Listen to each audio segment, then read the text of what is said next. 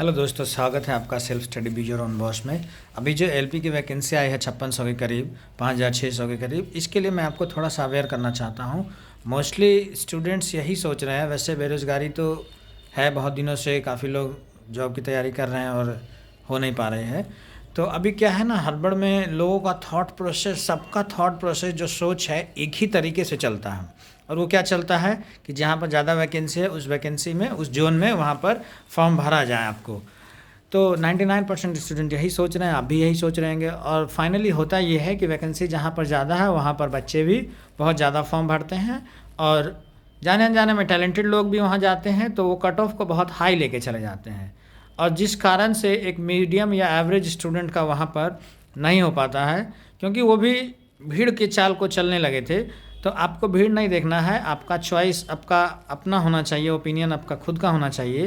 तो मेरे हिसाब से, बाकी फाइनल ओपिनियन आप खुद ही रखेंगे, मेरे हिसाब से आपको अपना खुद का जोन चुनना चाहिए। मतलब आप जिस एरिया के हैं वहाँ का जोन को आप सेलेक्ट करें, चाहे वैकेंसी कम हो या ज़्यादा हो।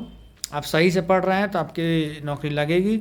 और जहाँ पर आप देख रहे हैं कि वैकेंसी ज़्यादा है, तो वहाँ पर क्या होगा कि एक्सपेक्ट तो आप यही करेंगे, पिछला कट ऑफ देखेंगे। और पिछला कट ऑफ फ़िलहाल अभी के टाइम पे कुछ भी नहीं है। पिछला कट ऑफ क्या था, इस बार कट ऑफ क्या हो जाए, कुछ भी नहीं है। इवन टीचरों को भी नहीं पता होता है। तो आप पिछला कट ऑफ तो देखें ही नहीं, उसका कोई फ़ायदा नहीं है। और तैयारी इतने शिद्दत से करें, लगन से करें। मतलब जो चीज़ आप पढ़ रहे हैं उस चीज़ को बहुत बखूबी पढ़ें, कि मतलब उस चीज़ से आप गलती नहीं हो सकती, तब जाके सिलेक्शन होता है। चीज़ें सिलेक्शन तब नहीं होती कि आप बहुत ज़्यादा पढ़ लिए। ये होती है सिलेक्शन कि आप जो भी चीज़ पढ़े उसको कितने अच्छे से पढ़े हैं।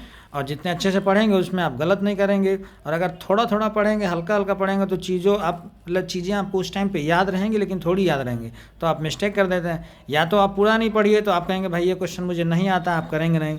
तो इस हिसाब से पहली बात तो आपको जो जिस जगह के हैं आपको बेसिकली वही ध्यान रखना चाहिए, उस जोन को सेलेक्ट करना चाहिए। दूसरा फ़ायदा इसका ये भी है कि फाइनल जब नौकरी मिल जाता है ना फ्रेंड्स, रेलवे में हो या कहीं पे भी हो, तो दूर दराज जब नौकरी मिल जाता है तो आदमी परेशान रहता है कि आपको अपने एरिया में नौकरी मिल जाता है, आप जहाँ के हैं, ताकि आप अपने घर जल्दी से जा सकें, आ सकें। तो फिर जब एक बार नौकरी आपकी लग जाएगी सिकंदराबाद, हैदराबाद, तो आने में ही 3-4 दिन लगेंगे, तो आप परेशान रहेंगे फिर।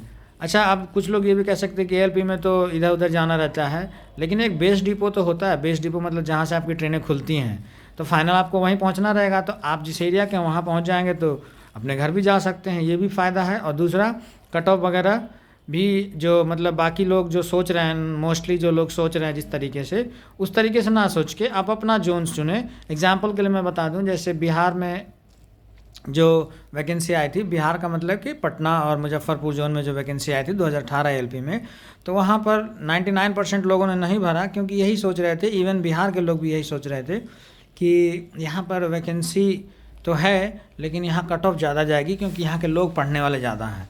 अब 99% लोगों का यही सेम सोच चला और उन सब ने बिहार ना भर के दूर दूर भर दिया, सिकंदराबाद, बिलासपुर।